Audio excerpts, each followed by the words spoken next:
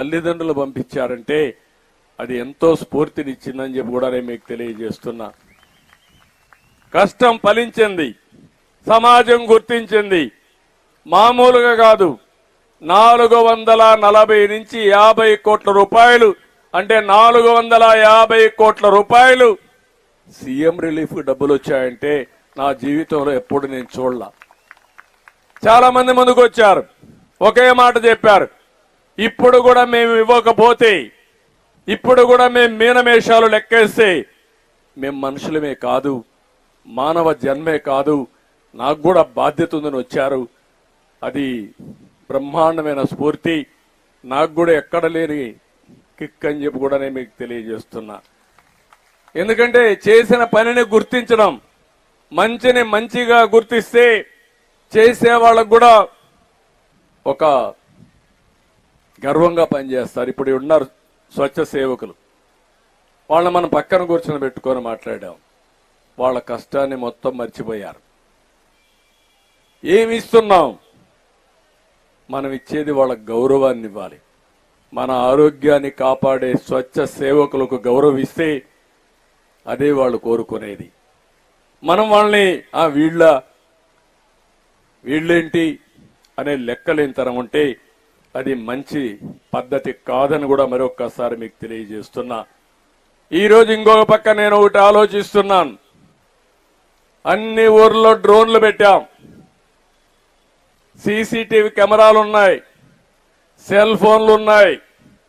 Technology ఉపయోగించి భవిష్యత్తులో ఎక్కడ కూడా ఒక చిన్న కాగితం లేకుండా, ఎక్కడ కూడా చిన్న గార్బేజ్ స్టాక్ లేకుండా పరిశుభ్రమైన ప్రాంతాలుగా తయారు చేయడానికి ముందుకు పోతున్నాం.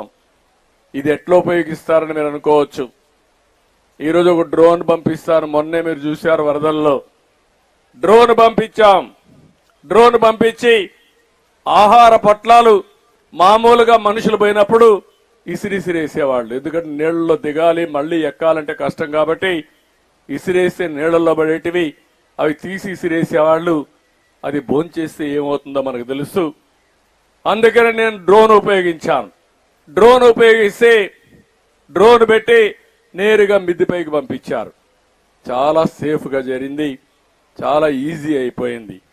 అదే నేను హెలికాప్టర్లు పెట్టాను. హెలికాప్టర్లో పైనుంచి ఇసిరేస్తే సగం ఫుడ్ అంతా నలిగిపోతుంది, ఎక్కడెక్కడ పాకెట్స్ అన్ని చల్లా చెదురైపోయే పరిస్థితి వస్తుంది. అదే మరిగా విజయవాడలో డ్రోన్ పంపించి మొత్తం ఎక్కడెక్కడ చెత్త ఉందో చూసి మళ్ళా డైరెక్టర్ చెప్పి అక్కడికి మళ్ళా ట్రక్ పంపించి ఎప్పటికప్పుడు లిఫ్ట్ చేశాం.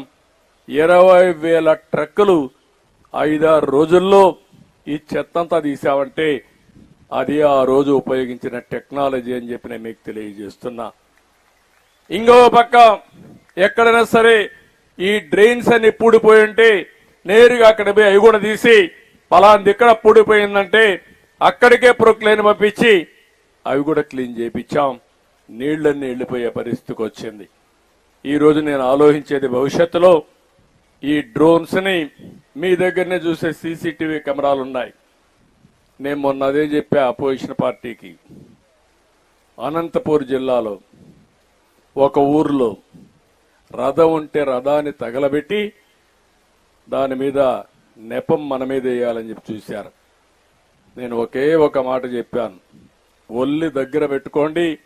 మీరు నేరం చేస్తే నేరం చేసిన 2 నిమిషాల్లో మీ చొక్కా పట్టుకునే వ్యవస్థ నా దగ్గర ఉంది.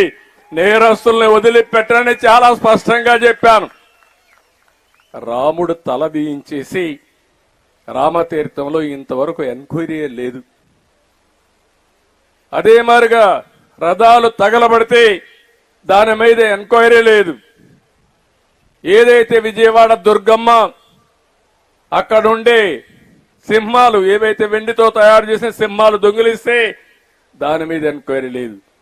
మా వాళ్ళకు ఒకటే చెప్పారు, అన్ని దిక్కల్లో ఈ నేరస్తులుండే ఈ రాష్ట్రంలో మనం టెక్నాలజీ తప్ప ఇంకొక మార్గం లేదు. అన్ని దిక్కల్లా సీసీటీవీ కెమెరాలు పెడదాం.